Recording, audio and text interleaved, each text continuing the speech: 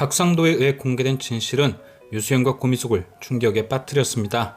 과거 모란제화에서 일하던 박상도는 차화영의 부탁을 받고 모란제화의 특허를 몰래 팔았습니다.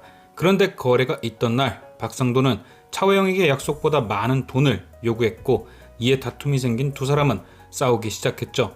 그리고 차화영은 박상도와의 싸움 도중 그를 죽이기 위해 공장에 불을 질렀고, 결국 그 불로 인해 모란제화는 망하게 됩니다.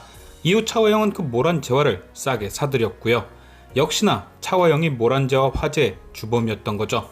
그런데 이 얘기를 듣고 나니 한편으론 이상한 생각도 들었던 게, 만약 박상도가 한 얘기가 모두 사실이라면 지금까지 있었던 모든 사건의 시작은 박상도 때문이 아닐까라는 생각도 들더라고요.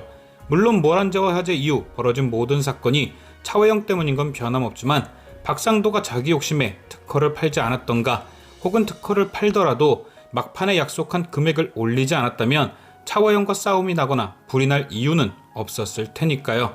과거 모란제화 사건의 비밀이 풀려서 좋긴 한데, 이게 괜히 차화영의 악행에 물타기가 되는 듯 보여서 밝혀진 과거가 그닥 마음에 들진 않더군요. 차라리 차화영이 박상도를 협박하다 먹히지 않아 불을 질렀다는 설정이었으면 차화영이 더 악독해 보이고 좋았을 텐데 말이죠.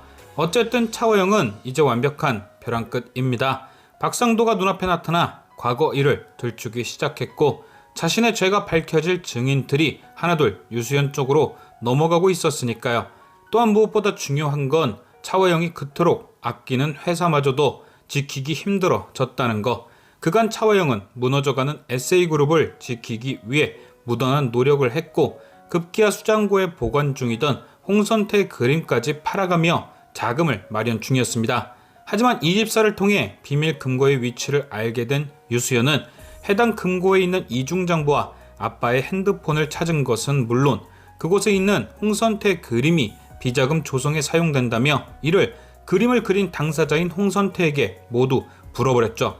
당연히 홍선태는 자신의 그림을 악용하는 차화영에게 본때를 보여줬습니다. 바로 수장고에 있던 자신의 그림 모두를 찢어버린 거죠. 이로 인해 차화영은 엄청난 손해를 입게 됐고요. 자신이 사들이는데 들인 돈도 사라지고, 이미 팔린 건 물어줘야 하니 또 손해고, 결국 자금 마련을 위해 버리던 꼼수는 자신에게 독이 되었습니다. 그리고 강동아와 유수연은 이런 타이밍을 놓치지 않고 바른 파트너스 주관으로 SA그룹의 긴급 주주총회까지 열어버렸죠. 당연히 차화영은 놀라서 총회장으로 쫓아왔고요. 차화영은 회의를 이끌던 강동아에게 엄마인 고미숙이 원치 않을 일이라며 멈추기를 바랐지만, 이미 박상도를 통해 진실을 알게 된 고미숙은 더 이상 정체를 숨길 필요가 없다는 듯이 자신이 인수합병을 요구했던 바른 파트너스의 대표 캐서린이라며 차화영의 뒤통수를 쳤습니다. 아마도 이어지는 94회에서는 고미숙과 유수연이 SA그룹에서 차화영을 쫓아내기 위해 그동안 차화영이 벌였던 모든 죄를 전부 밝힐 듯한데요.